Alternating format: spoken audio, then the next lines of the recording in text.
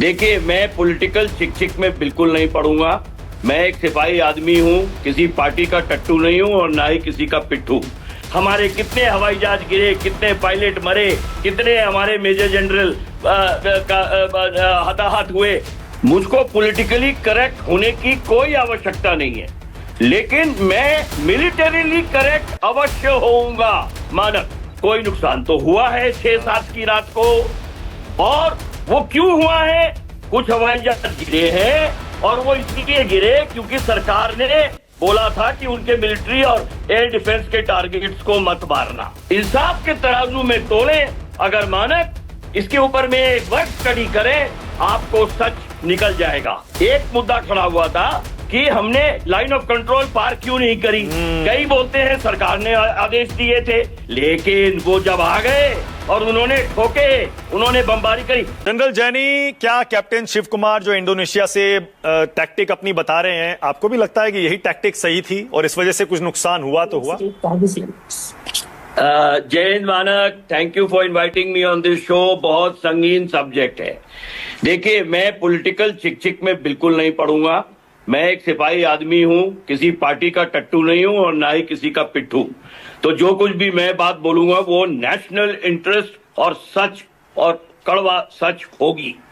अब मुझको politically correct होने की कोई आवश्यकता नहीं है, लेकिन मैं मिलिटरीली करेक्ट अवश्य होऊंगा। मानक, इतना कहने के बाद में ये मैं जरूर कहूंगा कि हमारी आर्मी जो है, army, navy, air force, defence forces, ये दुनिया की सबसे मशहूर और सबसे बड़ी अपॉलिटिकल, अराजनीतिक फोर्स है। ये मानी हुई बात है। भले ही आप इल्जाम लगा दें कि वो आउट ऑफ टर्न बना दिया, वो सरकार का काम है वो। तो we are subordinated to the civilian control, and civilian control means the elected representatives who have been taken to 543 seats by we the people of India. तो इसलिए we are the army of we the people of India. हम देश की फौज हैं, हम किसी के प्राइवेट टट्टू नहीं हैं। तो अभी करना क्या चाहिए? मुझे थोड़ा सा समय देना पड़ेगा आपको मानक, क्योंकि बहुत संगीन सब्जेक्ट है ये। जो भी गवर्नमेंट कहेगी, जो भी गवर्नमेंट मैंडेट करेगी, वो हमारी फौज को मानना अवश्य है।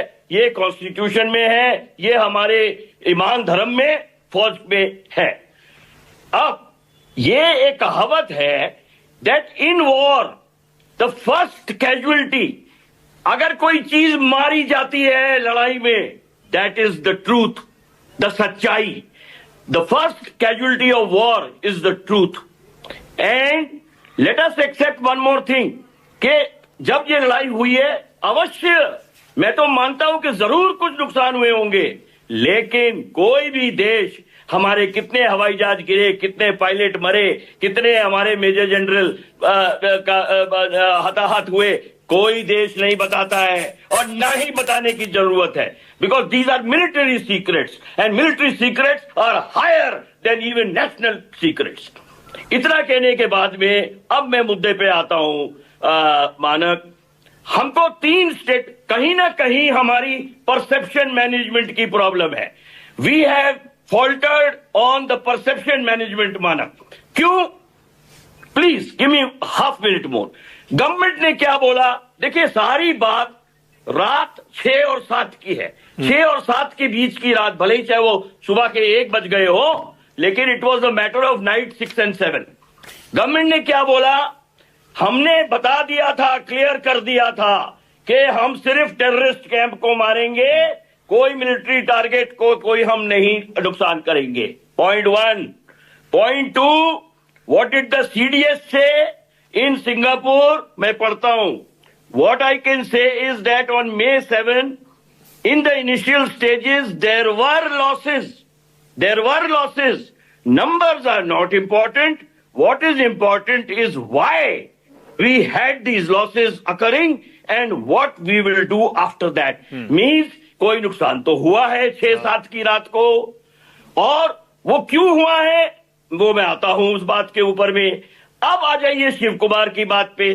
शिव कुमार ने ये बोला हमारे कुछ हवाई जहाज गिरे हैं और वो इसलिए गिरे क्योंकि सरकार ने बोला था कि उनके मिलिट्री और एयर डिफेंस के टारगेट्स को मत मारना और सिर्फ वजह। अगर आप ये तीनों बातों का, तीनों स्टेटमेंट्स का एक इंसाफ के तराजू में तोलें, अगर मानक इसके ऊपर में एक वर्क स्टडी करें, आपको सच निकल जाएगा।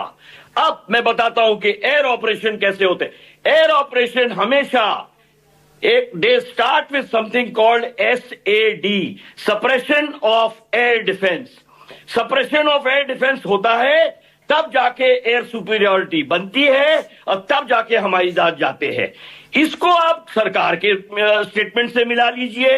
उन्होंने बोला हम तो सिर्फ टेररिस्ट टारगेट पे गए, इसका मतलब तो एयर डिफेंस सप्रेस नहीं हुआ था। और मतलब मैं तो एक एनालिसिस कर रहा हूं, हुआ था या नहीं हुआ था। Again it's a matter of perception and again I will say that the first casualty in war is the truth. अब आपको मैं 2 उदाहरण और देता हूं।